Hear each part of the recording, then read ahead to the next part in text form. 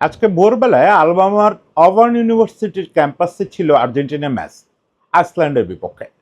ম্যাচটা দেখা শুরু করার সঙ্গে সঙ্গে একটা জিনিস চোখে পড়লো। ওই গ্যালারি দেখাচ্ছে খেলোয়াড়রা তখনও নামা শুরু করেনি। খেলা শুরু হওয়ার ঠিক আগ মুহূর্তে দেখলাম গ্যালারির একদম ওপরের দিক থেকে একটা পাখিদের যে কেজ, প্যাডওয়ালা কেজ, ওই কেজের গেট খুলে দিল কয়েকটা মেয়ে। সঙ্গে সঙ্গে ওখান থেকে একটা দুর্দান্ত দেখতে ঈগল বের হয়ে গেল, সোনালী রঙের ঈগল বের হয়ে স্টেডিয়াম চক্কর দেওয়া শুরু করলো। তখন ধারাভাষ্যকার বলতেছেন যে এইটা এই অবার্ন ইউনিভার্সিটির ঐতিহাসিক একটা ঐতিহ্য, এটা দুনিয়া কাঁপানো একটা ঐতিহ্য। ঠিক মাথায় আনতে পারতেছিলাম না যে এই ঈগল, আবার্ন ইউনিভার্সিটি, আলবামা, কোথায় শুনছি 2002 উইন্টার অলিম্পিকে এই জিনিসটা খুব আলোচনায় আসছিল। তখনও আবার্ন ইউনিভার্সিটির ক্যাম্পাসে এরকম খেলা ছিল, তখন এরকম এই ঈগল উড়ানো হয়েছিল। কিন্তু ঈগলের ব্যাপারটা কিছুতেই মনে করতে পারতেছিলাম না। পরে সার্চ টার্চ করে নতুন করে ব্যাপারটা মাথায় ঢুকানো গেল। সেটা হচ্ছে অবার্ন ইউনিভার্সিটি ক্যাম্পাসের ঈগল টাইগার বা ওয়ার ঈগল, নানা নামে তারে ডাকা হয়, তবে এটা ওয়ার ঈগল। এবং তাকে যে যখন ছাড়া হয়, এই ছাড়ার সময় পুরো ক্যাম্পাস, পুরো গ্যালারি, আজকে 91,000 দর্শক ছিল, তখন ওই ঈগল ঈগল বলে চিৎকার করতে থাকে। কারণ কি? এটা বিরাট একটা মিথ, খানিকটা মিথ, খানিকটা গল্প, খানিকটা সংস্কার, সবকিছু মিলে অবার্নের লোকজন বিশ্বাস করে যে শুধুমাত্র একটা সোনালী ঈগল উড়লেই তাদের পক্ষে জেতা সম্ভব। সেই জায়গাটায় মেসিরা 3-0 গোলে জিতলো। মেসিরা আইসল্যান্ডের বিপক্ষে 3-0 গোলে জিতলো, এটা নিয়ে নিশ্চয়ই আমার কথা বলার কোনো দরকার নেই। আপনারা অলরেডি খেলা দেখে ফেলছেন, খেলা না দেখলেও বোঝার কথা যে ম্যাচ কেমন হয়েছে। হ্যাঁ, কিছু রোমাঞ্চকর ব্যাপার ঘটছে, সেগুলো আসলে আর আমার মাথায় খুব একটা নেই। আমার মাথায় শুধু মেটাফোর কাজ করতেছে। এই অবার্ন ইউনিভার্সিটির যে ওয়ার ঈগল, এই ওয়ার ঈগলের ইতিহাস পড়তে গিয়ে, মিথ পড়তে গিয়ে বারবার আমি দেখতেছি এর ভিতরে আর্জেন্টিনার মেটাফোর ঘুরে ফিরে আসতেছে। বারবার আর্জেন্টিনার মেটাফোর ঘুরে ফিরে আসতেছে। সেই ঈগল আজকে উড়লো আর্জেন্টিনার খেলার আগে এবং আর্জেন্টিনা জয় নিয়ে মাঠ ছাড়লো।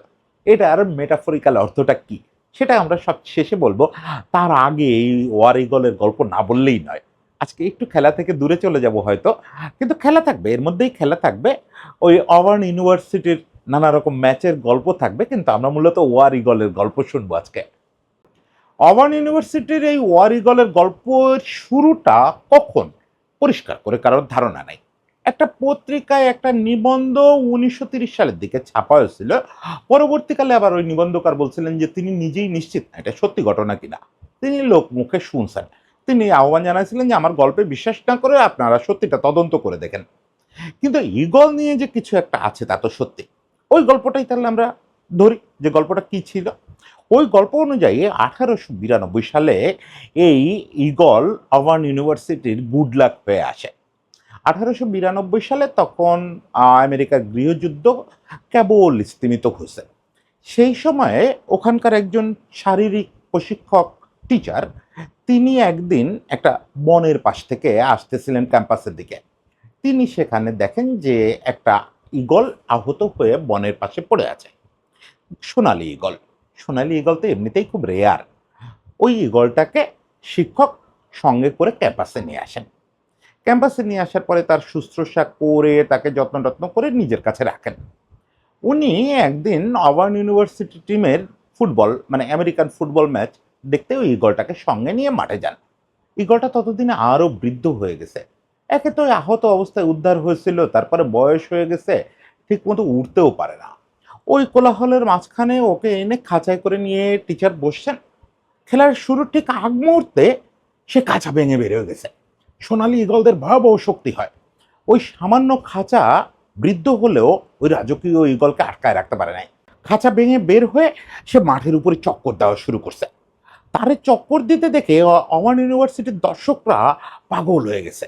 একটা সোনালী ঈগল মাথার উপরে এভাবে চক্কর দিচ্ছে, তারা উন্মাদের মতো চিৎকার করা শুরু করছে। অবার্ন ইউনিভার্সিটি তাদের ইতিহাসে কোনোদিন কোনো ফুটবল ম্যাচ ওই দিনের আগে জেতে নাই।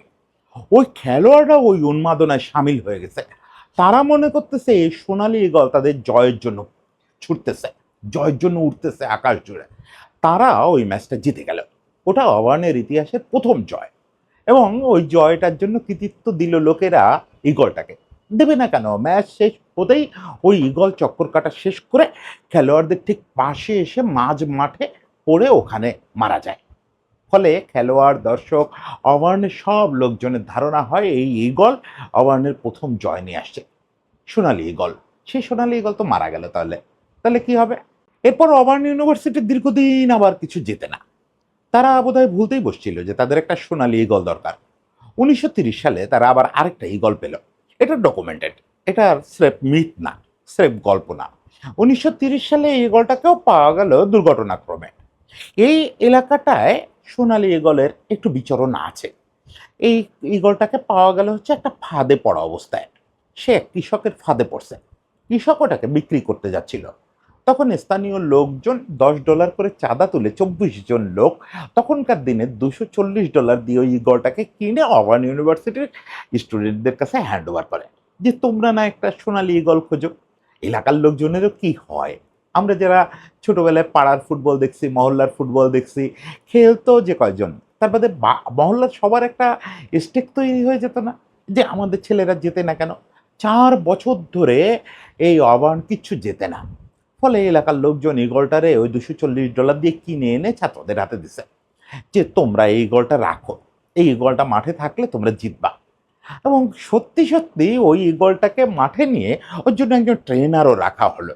আবার ইউনিভার্সিটির খরচে একজন ট্রেনার রাখা হলো, যে গোল্ডেন ইগলটাকে ট্রেন করবে। ওই সোনালী ইগলকে নিয়ে প্রথম যেদিন মাঠে আসলো, 4 বছর পরে অবার্ন আবার ম্যাচ জিতল। ওই ইগলটার কপালে কি হয়েছিল এটা নিয়ে বিতর্ক আছে।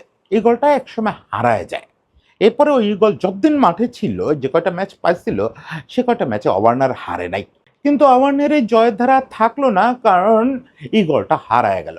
ইগলটার কি হয়েছিল এ নিয়ে নানা রকম জনশ্রুতি আছে। কেউ বলে যে প্রতিপক্ষ কোনো ইউনিভার্সিটির স্টুডেন্টরা ওরে চুরি করে মেরে ফেলছে, কেউ বলছে গুলি করে মারা হয়েছে, কেউ বলতেছে যে না, ও স্বাভাবিকভাবে মারা গেছিল, ওর মমি অমুক জায়গায় আছে। কোথায় আছে কেউ জানে না।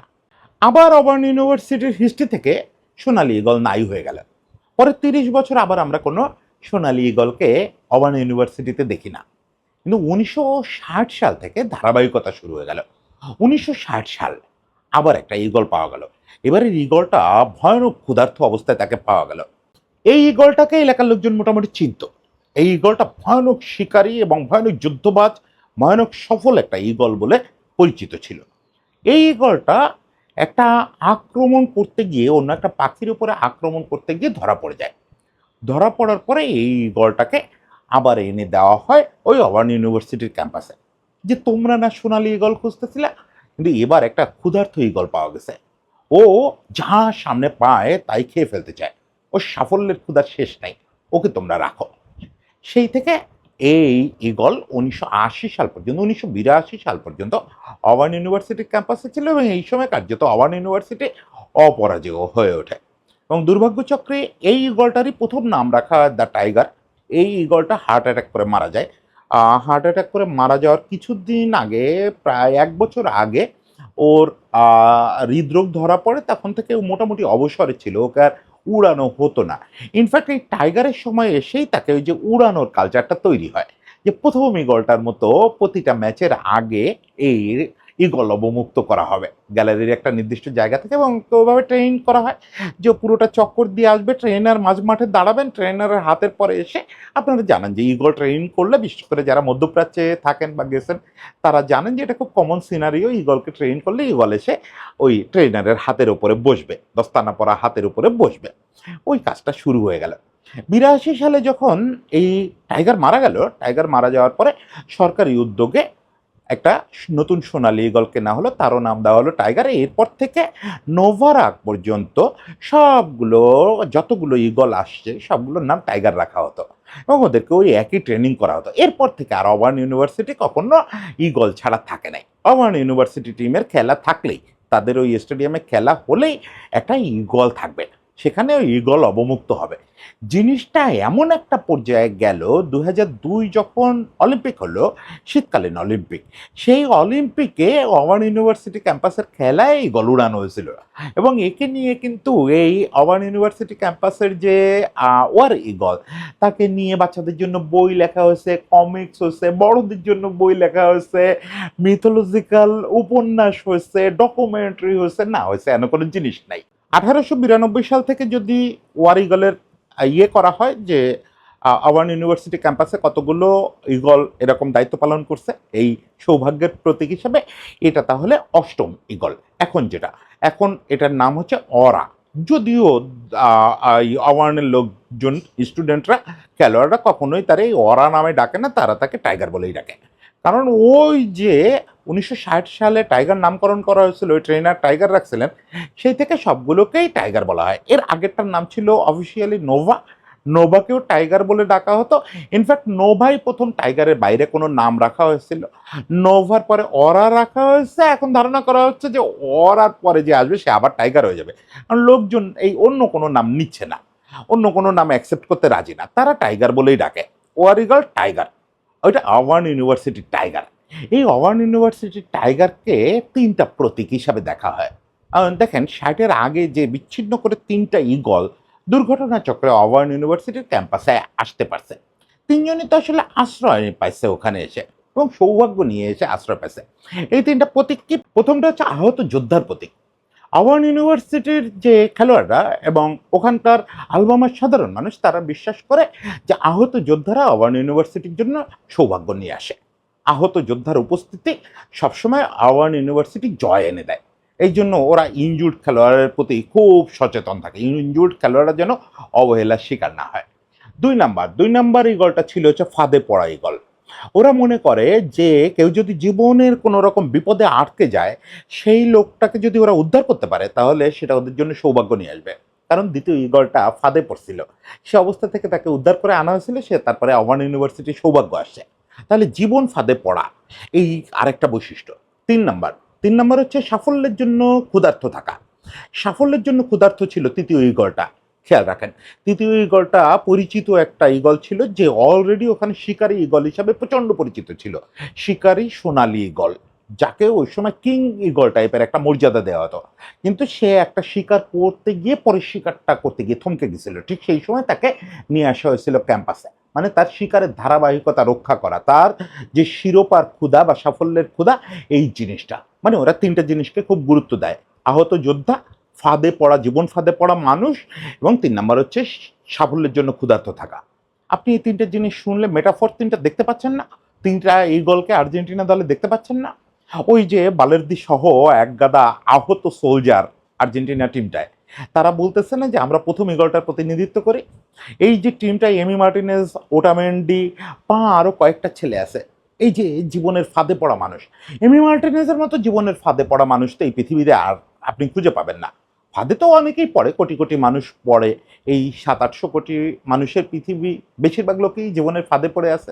তার ভিতর থেকে ওই ফাঁদ থেকে বেরোয় ওই ঈগলটার মতো সফল হয়েছে তো এমি মার্টিনেজ, যে তার ক্যারিয়ারে জীবনের 30 বছর বয়স পর্যন্ত কোথাও একটা ফার্স্ট 11 খুঁজে পায় নাই। ও না আর্সেনালে, না আর্জেন্টিনায়, আর্জেন্টিনা তো দলের আশেপাশেও ছিল না। 30 বছর বয়স, যে সময় মানুষ রিটায়ারমেন্টের প্ল্যান নিয়ে আলাপ শুরু করে, সেই সময় গিয়ে সে ফার্স্ট 11 পাওয়া শুরু করছে। তারপর থেকে সে বিশ্বকাপ জিতছে, দুটোকে কোপা জিতছে, ফিনালোসিমা জিতছে, এবার ইউরোপা জিতছে, চ্যাম্পিয়ন্স লিগ খেলাইছে, তার অ্যাস্টন ভিলার দলকে কি না করছে। ফাঁদে পড়াই গল্প। লাস্টটা কি বলেন? লাস্টটা আমার মনে হয় না যে আপনাদের কাউরে বলে দিতে হবে। ওই সেই শিকারী ঈগলটা, যে সাফল্যের জন্য সবসময় ভয়ানক ক্ষুধার্ত থাকে, যে তার পরের সাফল্যের জন্য ছুটতেছিল, ঠিক সেই অবস্থায় আটকা পড়ে গেছিল, তাকে নিয়ে আসায় ওই পুরো আওয়ান ইউনিভার্সিটি সফল হয়ে যায়। এই লোকটার কথা আমার বলতে হবে? এই লোকটার নাম আমার মনে হয় না যে এই গলটা কে আর্জেন্টিনা দলে, এটা কেউ ইয়ে করতে পারবেন, ভুলতে পারবেন। এই লোকটা লিওনেল আন্দ্রেস মেসি। সে আসলে ওই কিং ঈগল, যাকে দিয়ে আসলে আওয়ান ইউনিভার্সিটির এই মিথটা প্রতিষ্ঠিত হয়, ধারাবাহিক হয়। সে লোকটা লিওনেল মেসি। দেখতেই পাচ্ছেন একই বৈশিষ্ট্য। 3 ঈগল নিয়ে আর্জেন্টিনা দল যাত্রা শুরু করছে। আর দলে তো আরো এক ঝাঁক শিকারী ঈগল আছে, সোনালী ঈগল আছে, নোভা আছে, অরা আছে, কত ঈগল, কত ইগল, সামনে Lautaro, Julian Alvarez, আলমাদা, Nico Paz, Simeone, কত ছেলে পেলে, ম্যাকালিস্টার, এনজো ফার্নান্ডেস, রদ্রিগো দি পল, জীবনে ফাঁদে আটকে পড়া আরেকটা ইগল, নানা রকম ইগল। এই ইগলগুলো তাহলে কোথায় ছুটবে এখন? অবার্ন ইউনিভার্সিটিতে একটাই জিনিস জানে, সেটা হচ্ছে শিরোপা, সেটা হচ্ছে সাফল্য। অবার্ন ইউনিভার্সিটি ইগলের উপস্থিতিতে 27টা ট্রফি জিতছে। তাহলে আর একটা ট্রফি কি সেই সোনালী ইগল এনে দেবে আর্জেন্টিনাকে? আমি জানি না, আমি জানি না। কিন্তু আমার ভাবতে খুব ভালো লাগতেছে। আমার এই মেটাফরিক্যাল গল্পটা সকাল থেকে আমি খেলা টেলা সব ভুলে গেছি। এই যে আজকে ভাবছিলাম একটু কথা বলবো যে অ্যাট লাস্ট মন্টিয়েল মাঠে নামছে, মলিনা মন্টিয়েল দুজনকে নিয়ে ক্রাইসিস, বালেরদির বদলে কে ডাক পাবে, গিয়াই কি থেকে করবে কিনা, জায়গা পাবে কিনা, বা ক্যাপালদোকে ডাকা হবে কিনা, সেন্সিকে ডাকা হবে কিনা, অনেক কিছু নিয়ে কথা বলবো ভাবছিলাম। বা আজকে গিয়াই যে অসাধারণ খেললো, বার্কো টানা দ্বিতীয় ম্যাচে স্টার্টার হিসাবে দাবি জানায় গেল, অসাধারণ মিডফিল্ডে অসাধারণ খেলে যাচ্ছে, সব কিছু নিয়ে কথা বলা যেত, কিন্তু সব কিছু ছাপায় আমার মাথায় শুধু ওয়ার ইগল ঘুরতেছে, ওয়ার ইগল ঘুরতেছে, ওই অবার্ন ইউনিভার্সিটির ওয়ার ইগল। এবং ওয়ার ইগল আমি দেখতে পাচ্ছি, এই যে মেটাফরিক্যাল ওয়ার ইগল যেগুলোরে মেটাফর হিসাবে দেখে অবার্নের লোকজন, সেই জিনিসগুলো সব আর্জেন্টিনা দলে দেখতে পাচ্ছি। কি জানি, জানি না, এটা হয়তো মাত্রায় অপটিমিস্টিক বলে দেখতে পাচ্ছি। শেষ পর্যন্ত যাই হোক, গল্পটা ভাবতে খুব ভালো লাগছে, ভাবতে খুব ভালো লাগছে। সবাই ভালো থাকবেন, সবার জন্য শুভেচ্ছা, আর সোনালী ইগলের জন্য অনেক শুভেচ্ছা।